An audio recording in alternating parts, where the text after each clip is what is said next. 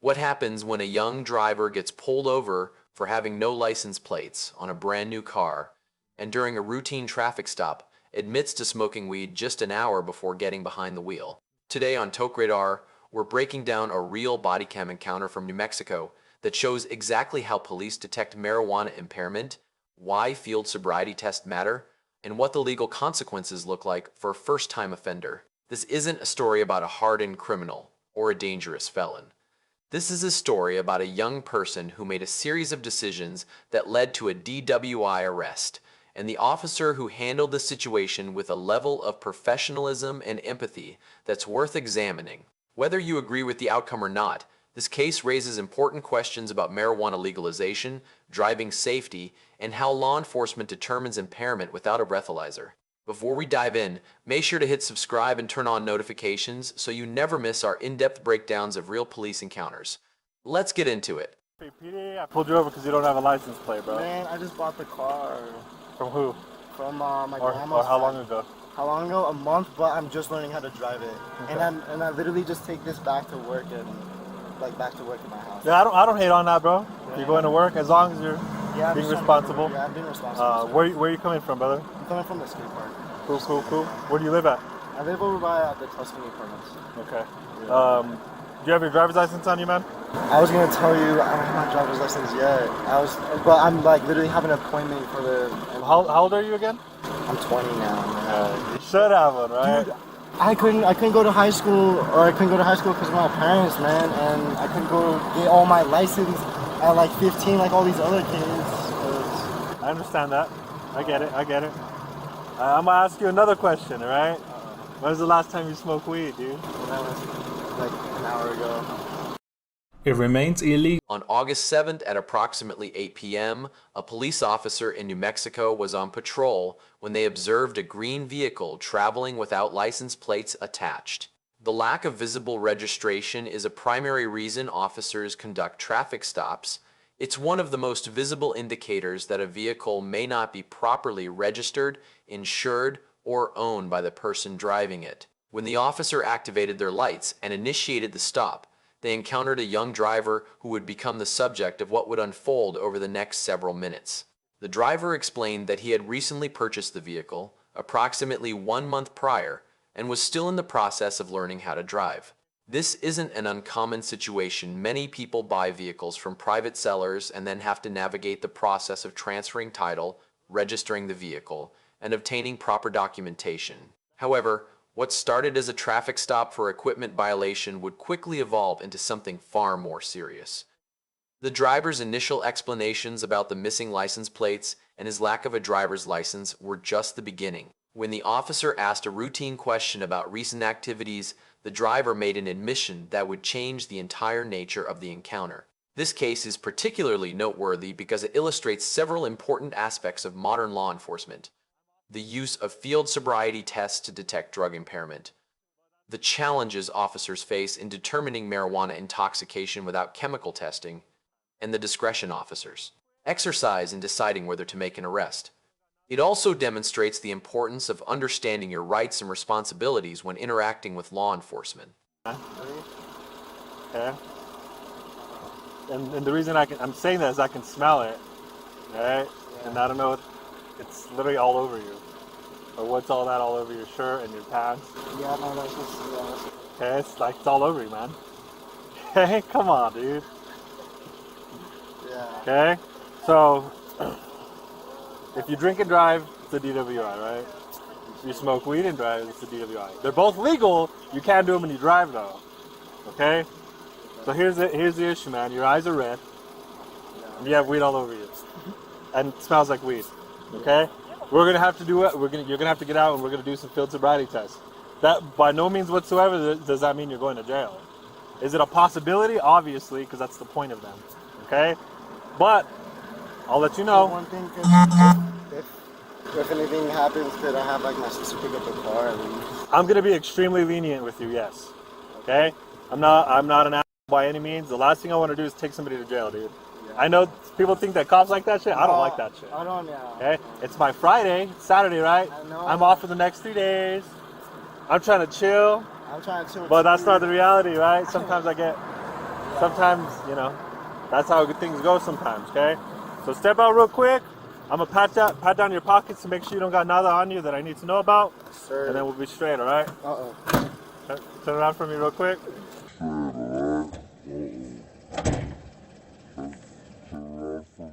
Bodycam footage provides us with an unfiltered look at how traffic stops typically unfold.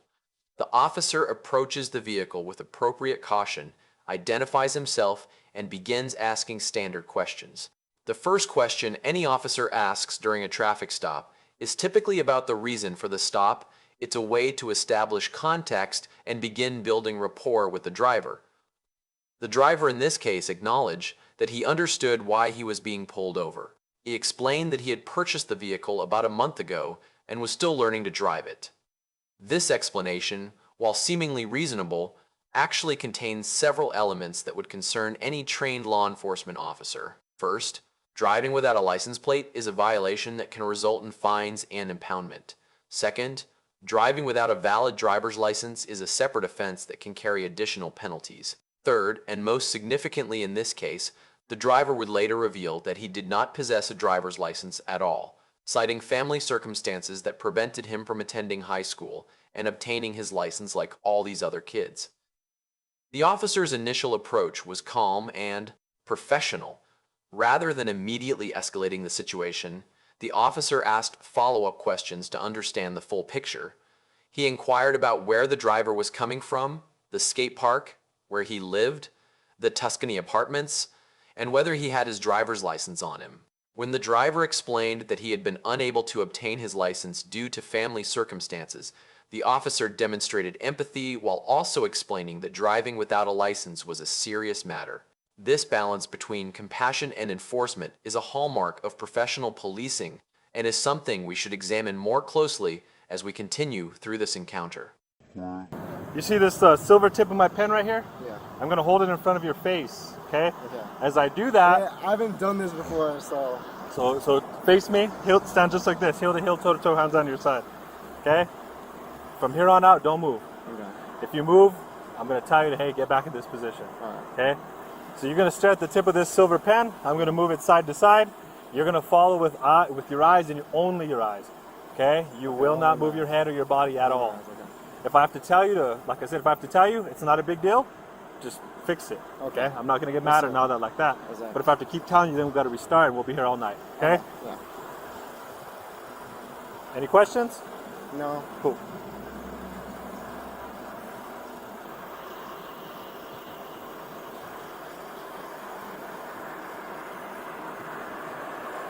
Do you know how to cross your eyes? I haven't done it in a while, man. I don't really do it. So have you crossed your eyes?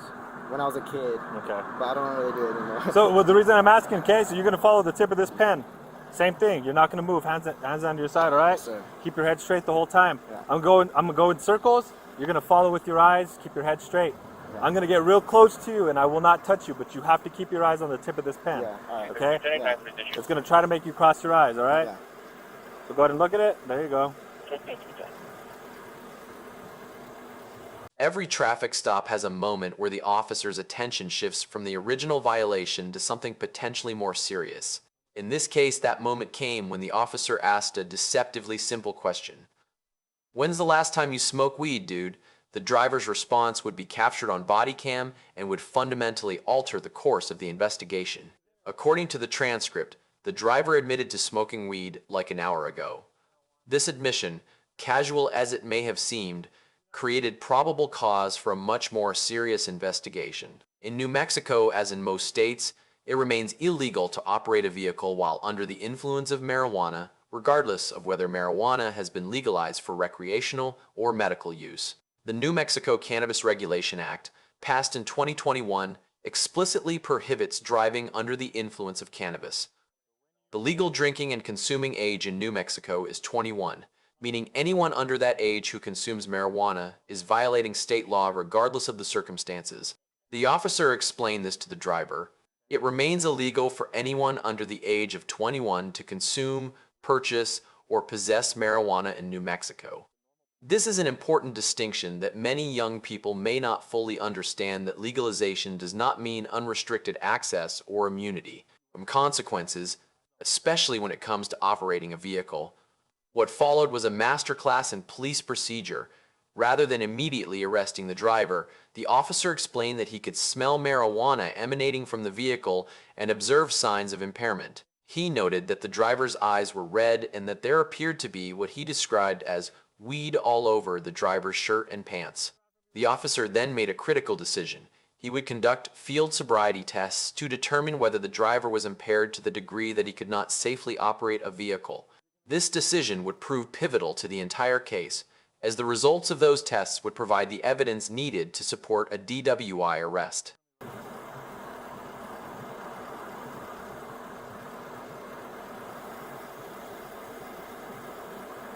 Do you think your eyes crossed? Yeah.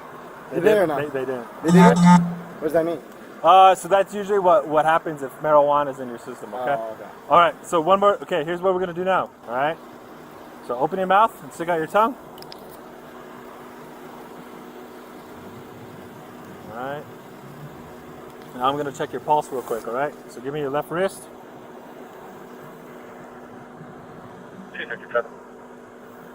All right, cool.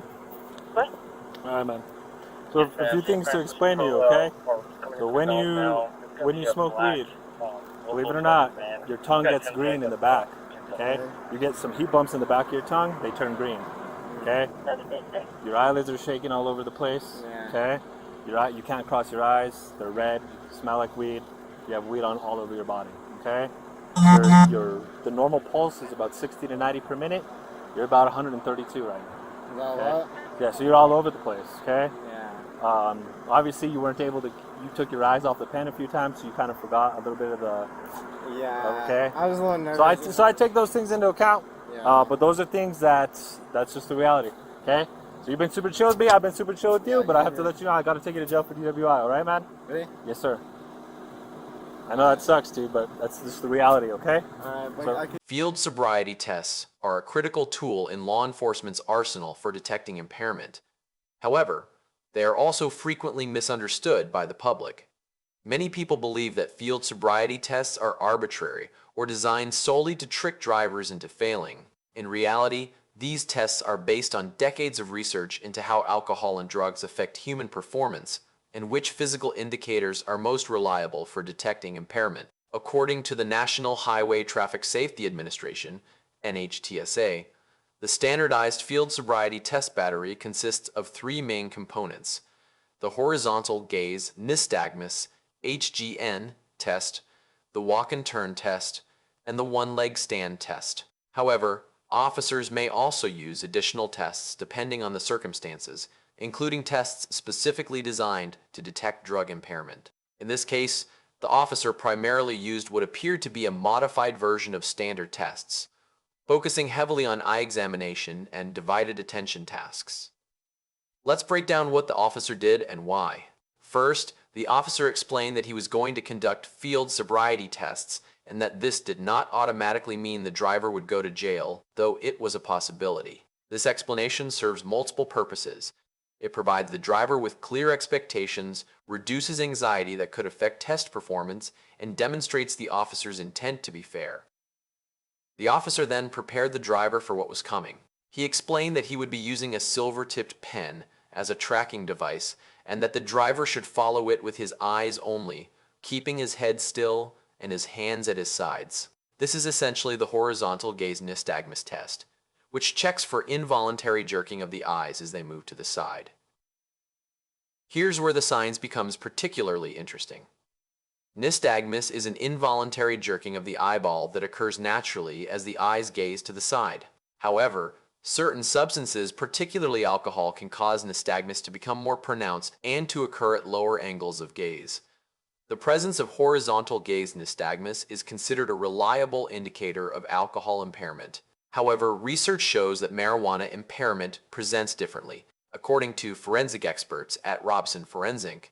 Specifically, a marijuana-intoxicated person would have an absence of both horizontal gaze nystagmus and vertical gaze nystagmus.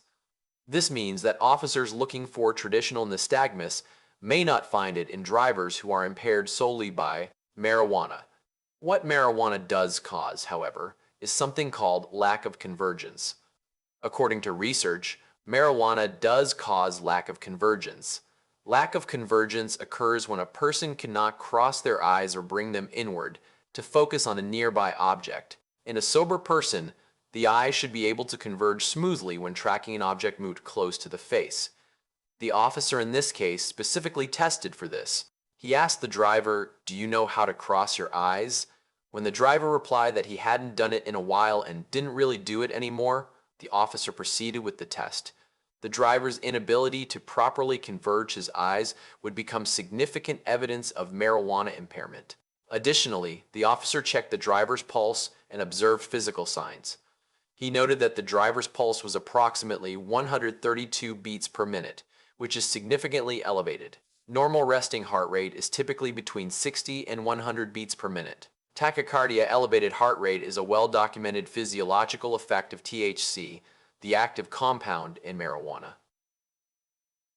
The officer also observed red eyes, eyelid tremors, and what he described as weed all over the driver's clothing. These observations, combined with the driver's admission of recent use and the failed field sobriety tests, created a compelling case for impairment. I can get someone Go, get my car? yeah. So go ahead and turn around for me real quick, bro. Wait, how do I get my car? We'll figure it out. We'll figure it out. I'll answer every question you need me to answer, okay? Wait, is it gonna go on my record? How old are you? I'm 20, yeah. You're over 18. Come over here for me real quick, brother. Man, wait, I don't even have my phone on my wallet or anything. I'm gonna answer every question I can for you, okay? Shit. And then once we're done with all this, I will answer every single question you have, Let me tell you one thing really quick. Hey, thank you if you're gonna let me take my car. If you're gonna let someone get my car. I'm going. Because like, I want to give you a hug for that one, man. No, That's all I care you're about. straight, bro. Okay? Because that's Yeah, I that's just bought money. that car, That's yeah. money, and you don't want to get screwed over and shit. Okay? Yeah. Give me one moment. Well, so Yeah, I know. I think you should just get a ride home. I don't want. Okay. Yeah. 'Cause I don't want him driving mine. So he's probably smoked with you, right? And again, you're not ratting him out. Yeah, I know. Smoking weed is no, legal. we're just smoking. Okay, Yeah, it's totally we're just legal. smoking, yeah. Okay, just not while driving, obviously. Yeah. Okay. Yeah. 308 1015 421. It doesn't. Really? I have to get. I'm trying to get insurance, but I have to have a license. To get insurance. Implied consent for blood, red, and the green. Understanding how marijuana affects the body is essential to understanding why this arrest occurred and why the officer's observations were significant. THC, the primary psychoactive compound in cannabis, affects multiple body systems in ways that can impair driving ability. The eyes provide some of the most visible indicators of marijuana use. Conjunctival injection, commonly known as bloodshot eyes, occurs when the blood vessels on the surface of the eye expand. This is a direct result of THC's effects on the cardiovascular system and is one of the most reliable visible indicators of recent marijuana use. The heart rate effects are particularly notable. THC can cause tachycardia and increased heart rate that may persist for several hours after consumption. A pulse of 132 beats per minute, as observed in this case, is consistent with acute marijuana intoxication. Research has shown that heart rate can increase by 20 to 50% after marijuana use, with the effects typically peaking within the first hour. Eyelid tremors are another indicator that officers are trained to observe. These involuntary twitches of the eyelid muscles can occur as a result of central nervous system depression and are considered a sign of drug impairment. The officer in this case specifically mentioned observing, "Your eyelids are shaking all over the place," which he cited as evidence of impairment. The tongue examination is less commonly discussed, but is also relevant. According to the officer's explanation in the video, when you smoke weed, your tongue gets green in the back. You get some heat bumps in the back of your tongue. They turn green. While this specific claim may have some scientific basis related to oral irritation from smoking, it's worth noting that the scientific literature on green tongue as a definitive indicator of marijuana use is limited. Perhaps most significantly, the officer noted that the driver was unable to properly track the pen with his eyes, taking his eyes off the target multiple times during the test. This failure to maintain focus on a simple tracking task indicates impaired divided attention, which is a core component of driving ability. The ability to track moving objects while maintaining head position is a divided attention task that requires coordination between the visual and vestibular systems that marijuana is known to impair. The officer also addressed the driver's attempts to perform the eye-crossing task. When the driver struggled to cross his eyes, the officer explained, "That's usually what happens if marijuana is in your system." While this is a simplification, lack of convergence can also occur in approximately 10% of otherwise normal people when sober. The correlation between marijuana use and this specific impairment is well documented in forensic literature. Wait, I'm not gonna get out of this seat. do you mean? I can make a call in here, or? Yeah, no, so what we're gonna do is we're gonna head down to the hospital. Your cuffs will get put in the front. Did you even call my sister for me then? Yeah. Cause Dude, don't worry, man. I'm gonna do everything that I can, okay? Take a seat for me. he's asking if his sister can come pick So here's the thing, man. The captain wants to tow your car, man. Do you have a total? Or do you have the title for it? Yeah, it's in there. Okay, we're gonna grab the title, and you should be able to pick it up. Really? If you have the title, you'll be able to pick it up. Are you sure? No, I don't have a license though, and they say that you can't get the car. You're right. I don't have a license. So you need to have somebody who has a license with you. They can do that? They Oh, should. then I that's don't see easy, why they man. wouldn't be able to. But they're gonna tow it, man? They are, man. As long as you don't have anything that can't go to the jail How did inside the your wallet. captain pose? Okay? How did the captain? Why is he on tow the car? That's his decision, man. Usually when people don't have registration or insurance, they tow them, dude. This case exists within a larger context of evolving attitudes toward marijuana, changing enforcement priorities, and ongoing debates about criminal justice reform. Understanding this broader context helps us make sense of why things unfolded as they did and what they might look like in the future. Since Colorado and Washington state legalized recreational marijuana in 2012, a majority of states have followed suit with some form of legalization, whether for medical use, recreational use, or both. New Mexico legalized recreational marijuana in 2021, with sales beginning in 2022. This changing legal landscape has created new challenges for law enforcement, courts, and policymakers. One of the biggest challenges is how to enforce DUI laws when it comes to marijuana. Unlike alcohol, which has a clear correlation between blood alcohol concentration and impairment, marijuana impairment is more difficult to measure. THC can remain in the body for days or weeks after use, long after the psychoactive effects have worn off. This means that a positive test for THC does not necessarily prove that a driver was impaired at the time of driving. Law enforcement agencies have responded by training officers to recognize the signs of marijuana impairment and by developing new testing protocols. The Drug Recognition Expert DRE program trains officers to identify drug impairment through systematic evaluation of physiological and behavioral indicators. However, these methods remain controversial, and challenges to their validity are common in court. The public health implications are also significant. Studies have shown that marijuana use can impair reaction time, distance perception, and divided attention, all critical skills for safe driving. While some early studies suggested that marijuana-impaired driving might be less dangerous than alcohol-impaired driving, more recent research indicates that marijuana significantly increases crash risk, particularly when combined with alcohol. For policymakers, the challenge is balancing respect for individual autonomy in consuming legal substances with the responsibility to keep roads safe for everyone. New Mexico's approach, maintaining strict DUI laws while legalizing recreational marijuana, reflects this balance. However, enforcement and adjudication remain challenging. For individuals, the message is clear. Legal marijuana does not mean safe driving. The consequences of a DWI conviction can affect your life for years to come, in your career, your finances, your relationships, and your freedom. If you choose to consume marijuana, make a plan for how you will get home without driving. Designate a sober driver, use ride-sharing services, or stay where you are until you are certain you are no longer impaired. This Bodycam encounter from New Mexico offers a window into the complex intersection of marijuana legalization, traffic safety, and law enforcement procedure. A routine traffic stop for no license plates evolved into a DWI arrest when a young driver admitted to recent marijuana use and failed field sobriety tests. The officer in this case demonstrated professionalism, empathy, and thoroughness, qualities that serve the interest of justice and community relations. The driver, for his part, accepted responsibility for his actions and faced the consequences of his decisions. As marijuana legalization continues to spread across the United States, cases like this one will become more common. The challenge for all of us lawmakers, law enforcement, and individual citizens is to navigate this changing landscape in ways that respect both personal freedom and public safety. What do you think about this case? Was the officer right to arrest the driver, or was he too lenient in allowing the driver's friend to drive home? Should penalties for marijuana DWI be different from alcohol DWI? Drop your thoughts in the comments below.